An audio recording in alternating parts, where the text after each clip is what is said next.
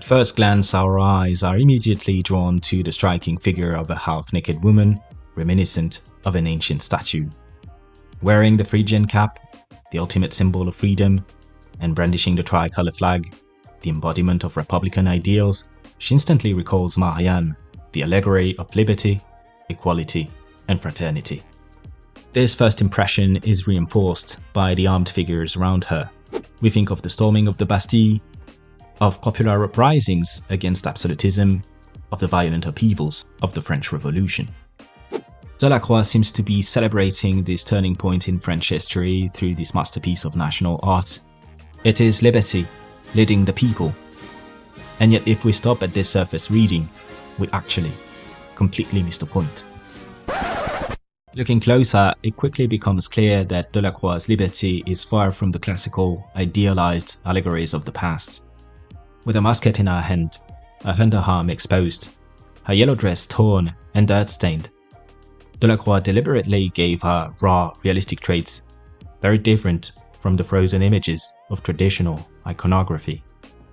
So why this choice? What was the original intention of the Romantic painter Eugène Delacroix when he created a work that would later become a national symbol, so much so that it even appeared on French banknotes up until 1995?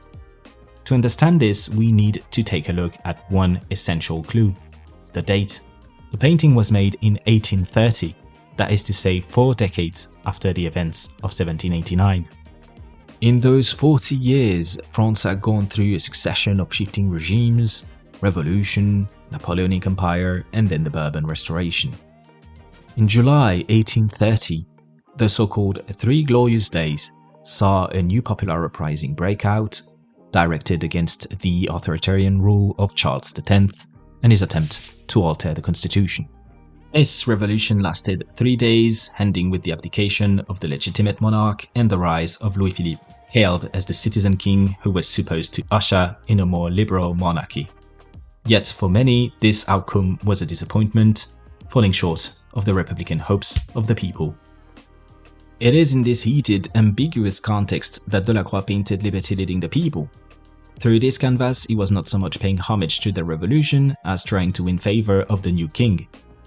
Indeed, his career had been badly shaken by the scandal of the death of Sardanapalus, violently rejected by critics at the 1827 Salon.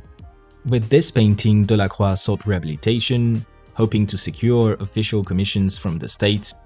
In this light, Liberty Leading the People looks less like a genuine revolutionary tribute and more like a construction serving Louis Philippe's propaganda, stripping the ideal of revolution down to a raw and flattering, almost caricatured vision.